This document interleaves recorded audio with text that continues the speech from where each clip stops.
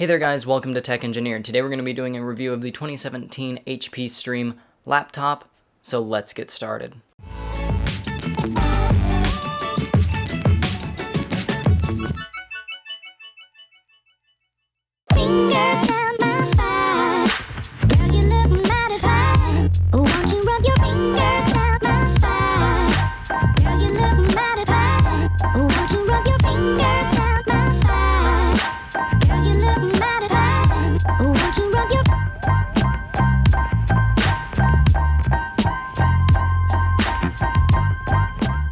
This computer has an Intel Celeron N3060 processor, which is a dual core, and it runs at about 1.6 gigahertz. This computer also has 4 gigs of RAM and a 32 gig built-in SSD. It's not like an SSD like you normally think of. It's actually soldered onto the board, and it's not quite as fast as your normal SSD, but it is kind of like a middle ground between a hard drive and a solid-state drive, but you only get 32 gigs because this computer is a streaming computer. So it comes with Microsoft Office, OneDrive, and it's designed to where you just use OneDrive and other cloud services to store your data and not really have anything on the computer. For my purposes, I actually store all of my files on my school's file server, so I just map my network drives to the computer and use that instead of onboard memory, and that works just fine. And then I have to use a VPN if I'm off campus, but that's the way that I use it, and it has worked out really well to do that. It also has a dual band Wi-Fi card, so it is a very fast Wi-Fi card, so you can do pretty fast file transfers over Wi-Fi, because that's what you're going to have to do, because it doesn't have an Ethernet port or anything else on it to do data transfers. It does have a Kensington lock, HDMI, full-sized HDMI, 3 USB ports, USB 3 ports, a microphone headphone combo jack, and an SD card slot, and then the power connector. But that is all of the I/O that you get, and it is kind of limited, but this is kind of a really cut back laptop to where you get a lot of performance for your dollar, and that's just one of the areas that they cheaped out on. But so far I haven't really had to use much of the I/O. I just kind of use the laptop to browse the web and work on homework and stuff, so it's worked fine for me. So now I kind of teased that this review would be in the format of good, bad, and ugly, so we're going to go ahead and get into that now that we're out of the specs. So the good parts of this laptop, I really like the keyboard. It feels really nice for a laptop keyboard, especially at the like $250 range. Same with the touchpad. The touchpad has multi-touch gestures that work really well for swiping between applications, scrolling, just doing anything like that. The multi-touch works a lot like Apple's multi-touch, which is kind of weird because this laptop's like literally less than a fourth of the price of a MacBook, but the multi-touch does feel really good and works really well, and the touchpad is very responsive and has a rather deep click that you can definitely tell when you're pressing on it, and you can press anywhere on the touchpad to click. It doesn't have standalone buttons. This laptop is very thin and also very lightweight. The thinness is just it's kind of thin, and then the lightweightness is that it's made out of plastic, which could be a good thing or a bad thing depending on what you like. But it is very lightweight and very thin and easy to carry in a backpack, and it's actually the most portable laptop that I've ever owned, just because it is about MacBook thickness, and it is like half the weight of a MacBook, so it's pretty nice. I do like that you get a full 4 gigs of RAM at the $250 price point, because most laptops there don't really have that. They'll be at like 2 gigs of RAM, but this gives you an extra 2 gigs of RAM, which actually really helps in a lot of the workloads, especially whenever you're like downloading documents and stuff like that. I have tons of Chrome tabs open all the time, so that helps with using Chrome, because Chrome is an awful browser that uses way too much RAM and they really need to optimize it. But no, the 4 gigs of RAM really helps with everyday use and kind of just gives you a little bit of extra wiggle room there, whereas other laptops in this price point have 2 gigs of RAM, so you're kind of just at the bare minimum. But it is really nice to see 4 gigs of RAM on this laptop. And the RAM is serviceable. This laptop is very, very thin, but it is also very easy to take apart. Now, not many components on the inside can be replaced because most of them are soldered on, but you can replace the RAM and a couple other components within the laptop, and it is pretty easy to use or service, which is very surprising given how thin it is. I didn't take it apart, but you can look up other people taking it apart because I didn't want to void my warranty or anything. I'm just going to leave it in one piece, which is pretty rare for me. I usually just take things apart as soon as I get them. But no, I'm going to leave it alone because it's my school computer, so I want to keep that warranty on there just in case.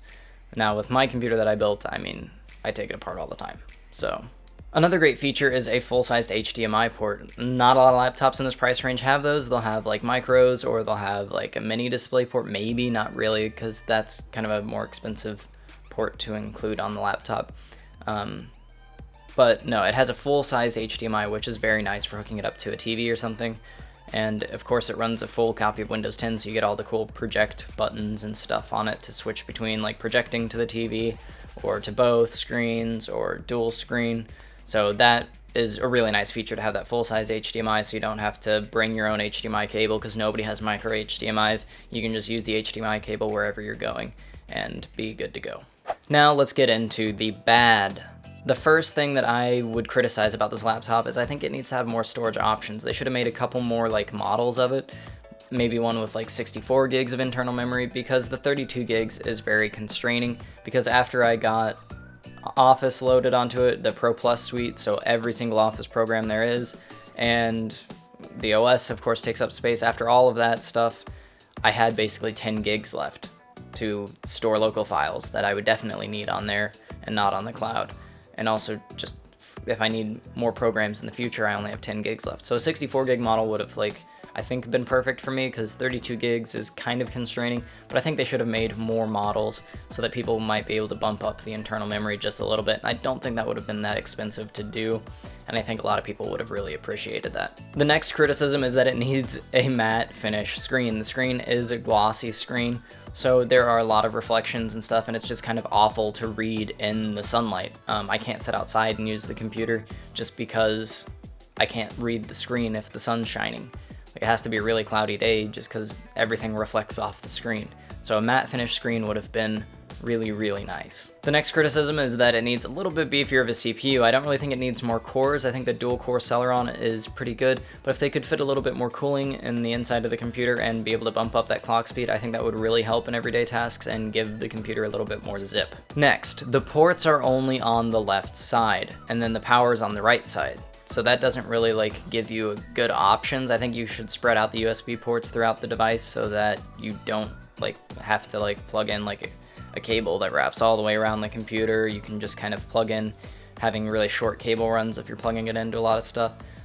So spreading out the ports throughout the computer would have been nice, but it also does kind of look cleaner having them on the one side, so that's kind of like a pro. Not really. I don't really care that much about how it looks. I want functionality, so I think if they could have spread the ports out around the laptop, it would have worked out a lot better when you're plugging things in.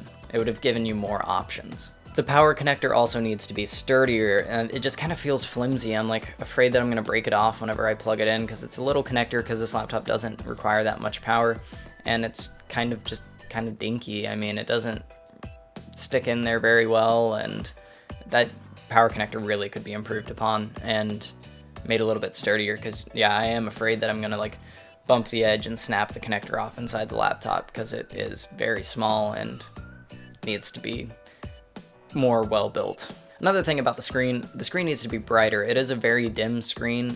At maximum brightness, it's still like too dim to really use outside. So if they could have bumped up the brightness on the display, it would have really helped with the usability of the laptop, because you could use it really anywhere.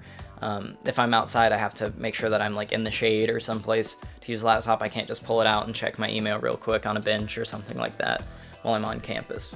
But it is a very nice display. It's like 720p, or it's in between 720p and 1080, so it's a pretty nice display for the size. It's a 14-inch display on my model. You can also get a 11.6-inch model if you would like, but the 14-inch is the one that I decided to go with. So then now for the ugly. The ugly category isn't going to be like talking about the really bad things. What we're going to talk about is the cosmetics of the computer.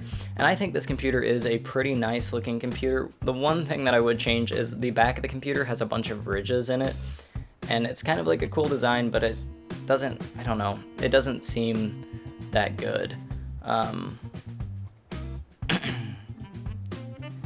It just doesn't feel quite right whenever you touch it, and I think just having a matte finish back would have looked a lot better. But that's mainly my only complaint about it. It is a very nice, sleek looking laptop, and it is purple, which is my favorite color, so they get a plethora of brownie points for that one. I hope that you guys enjoyed this video. If you did, go ahead and leave a like on it. If you like the content on this channel in general, go ahead and subscribe, and if you have advice for future content that I can make, go ahead and leave that down in the comment section below. And I will see you guys in the next video.